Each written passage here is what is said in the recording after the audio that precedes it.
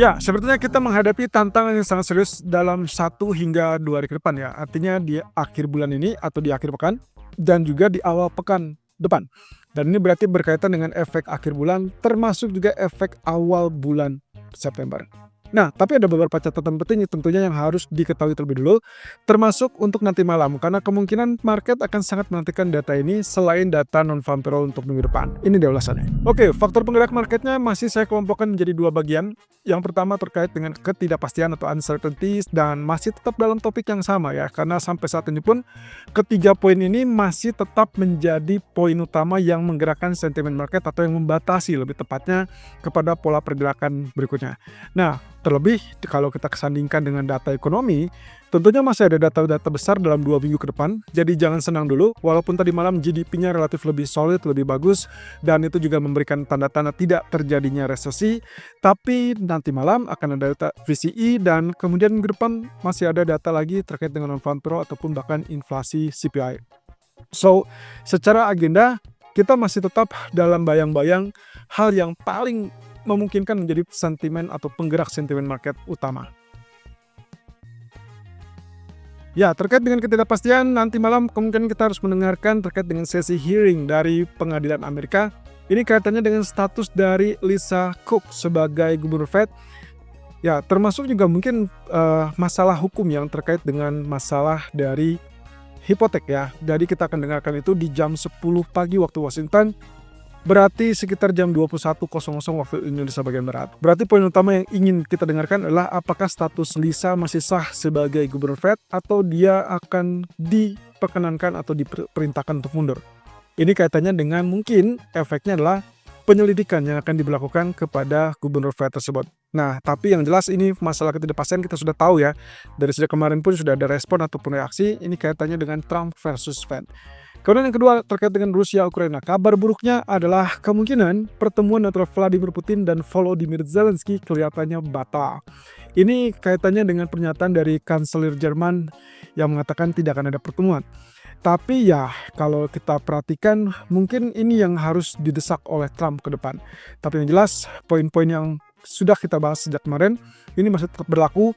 Sampai setidaknya yang kita dapatkan adalah kepastian jadwal kapan dan apakah akan diberlakukan apa tidak gitu ya.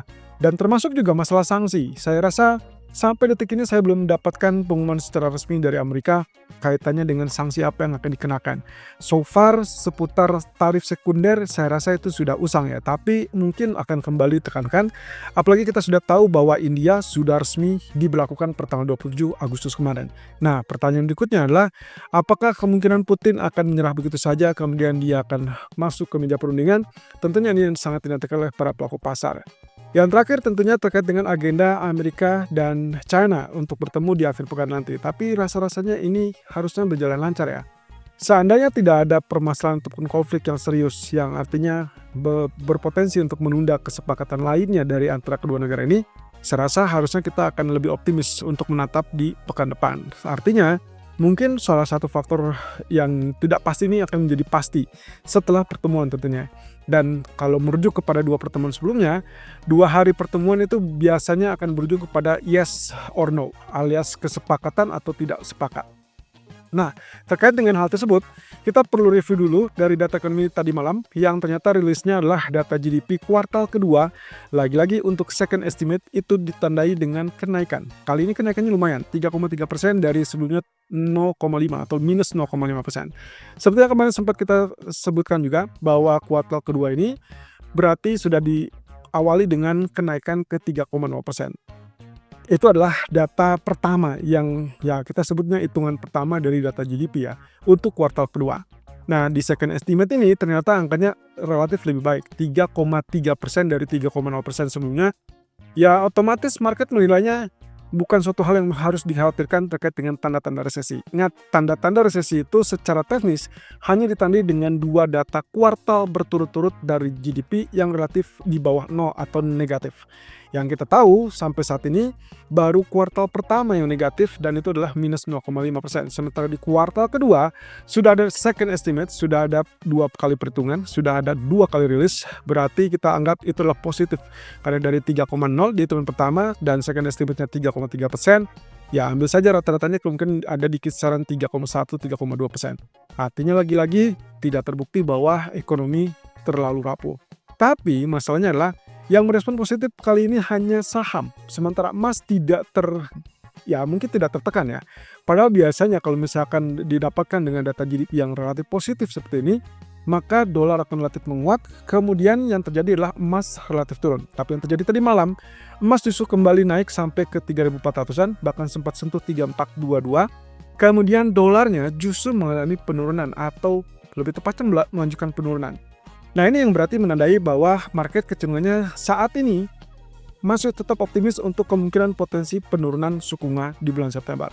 Walaupun dengan data ini tidak menggambarkan ataupun tidak menghalangi kemungkinan tersebut. Nah, yang cukup menarik adalah kaitannya dengan pernyataan dari Gubernur Fed yang juga sebetulnya inilah calon ketua Fed yang baru pengganti dari Powell. Oke, kata Christopher Waller, dia mengatakan bahwa suku bunga akan dipangkas sampai menuju tingkat netral.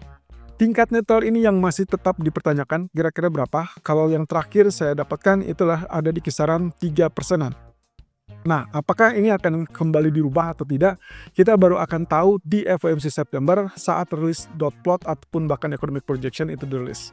Jadi fokus utama di September, kalau sampai minggu depan ekspektasi dari CME Fed Watch Tools masih tetap menggambarkan 90%-an, berarti hampir dipastikan akan terjadi cut rate 25 basis point, tapi berarti fokus market itu bergeser kepada dot plot dan juga economic projection.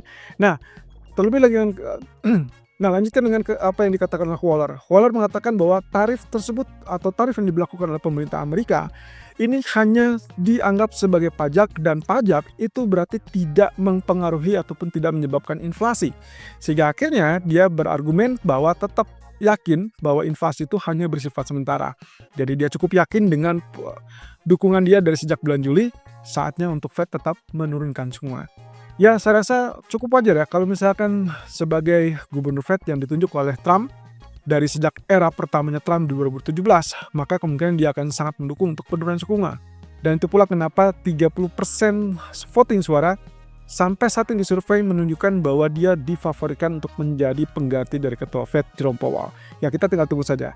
Karena sesi ini interviewnya baru akan dilakukan setelah libur hari buruh dan itu baru terjadi di tanggal 4. Perkiraan kami tanggal 4 atau mungkin setelah tanggal 1 ya. Berarti kisaran tanggal 2 sampai ke tanggal 4. Nah, tapi yang jelas kita perlu lebih meneliti lebih lanjut lagi. Apa saja agenda yang mungkin akan terjadi ke depan. Oke, inilah agenda-agenda yang mungkin kaitannya dengan hari ini sampai ke hari Senin. Jadi kita berhadapan dengan end of month, lalu kemudian end of week juga, dan juga long holiday. Oke. Kita lihat telah satu persatu, kita recap dengan jadwal bahwa yang nanti malam akan terjadi adalah dinantikan sangat-sangat oleh para pelaku pasar terkait dengan sesi hearing status hukum dari Lisa Cook dan itu di jam 9 malam. Kemudian juga kita kaitannya dengan rencana pertemuan Amerika dengan China di akhir pekan. Walaupun waktunya masih tentatif, kemudian juga masalah akhir bulan, efek akhir bulan yang biasanya selalu mendukung kepada tingkat permintaan fisik dolar yang relatif lebih tinggi. Sehingga kemungkinan kita akan lihat ada penguatan di situ. Nah, cuman problematiknya apakah dia akan terjadi lagi untuk hari ini atau akan dia tidak adakan. Kalau kita anggap bahwa concern yang saat ini adalah data ekonomi, kemudian end of month, lalu kemudian ada masalah juga ketidakpastian dari masalah kasus hukum dari Lisa Cook, kemudian juga pertemuan Amerika dan China, kemudian juga long holiday karena libur hari buruh Amerika di hari Senin. Maka saya perkirakan mungkin saja efek dolar ini tidak terlalu bombastis untuk saat ini ya.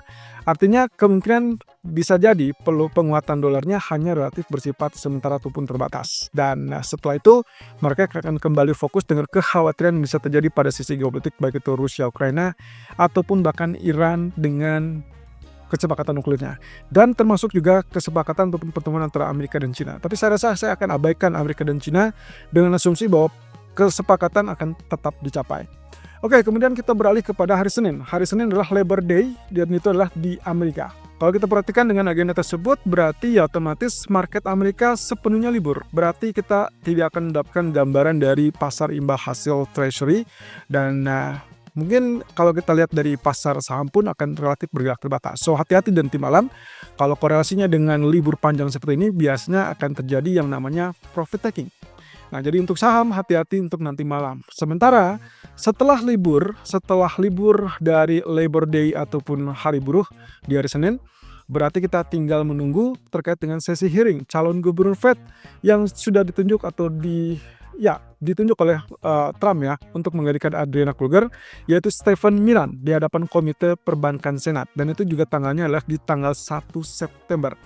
Oke, ini adalah pengganti Adriana Kruger. Padahal tadinya kalau seandainya pemecatan Lisa Cook itu betul-betul resmi terjadi, maka dia akan memplot Miran yang tadinya harus menggantikan Kruger untuk sampai jabatan Januari 2006, dia akan mengganti atau switch ke Lisa Cook yang mungkin jabatannya akan lebih panjang sampai 2038. Tapi sayangnya kelihatannya dengan proses hukum yang masih cukup panjang, berarti itu tidak akan terjadi.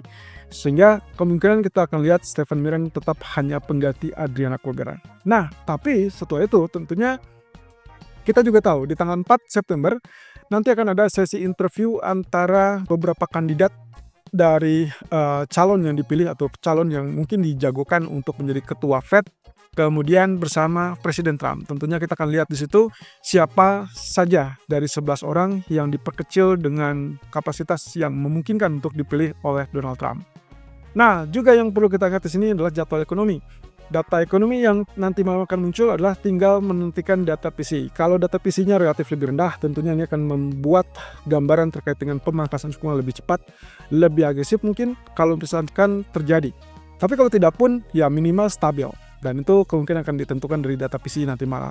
Sementara minggu depan kita akan langsung masuk ke data tenaga kerja, ada Georgia Job Openings, ADP dan juga NFP, dan juga masalah inflasi CPI sebelum akhirnya bergulir dengan FOMC meeting. Jadi hati-hati 1 minggu sampai 2 minggu ke depan atau bahkan sampai ke FOMC meeting. Kita masih punya agenda yang sangat penting dan itu sangat menentukan arah dari kebijakan dan juga arah dari tren market, baik itu pasar saham ataupun bahkan harga emas.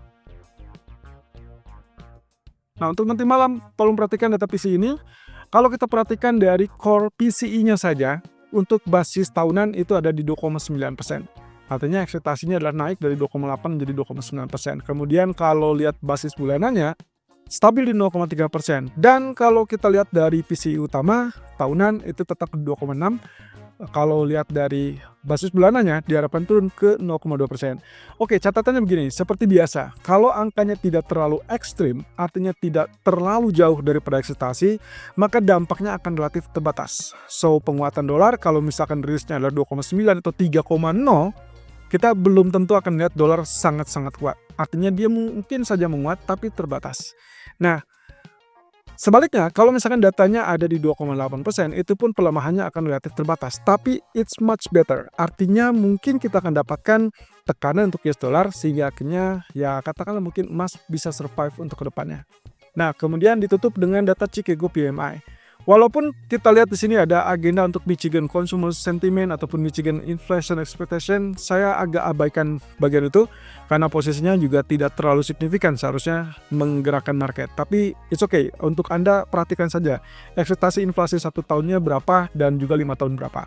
Kalaupun misalkan mengalami kenaikan, ya otomatis itu yang sudah diperhitungkan oleh market. Sehingga kemungkinan kalau diasumsikan dengan dampak tarif atau dimaklumi sebagai dampak tarif, maka ini persis dengan yang disampaikan oleh Powell. Kemungkinan dampaknya relatif terbatas atau bersifat sementara. So, kira-kira apakah kita akan mengakhiri akhir pekan ini dengan kenaikan emas dan juga saham, atau kita akan dapatkan penurunan menjelang akhir bulan, kemudian baru akan bangkit di awal bulan depan?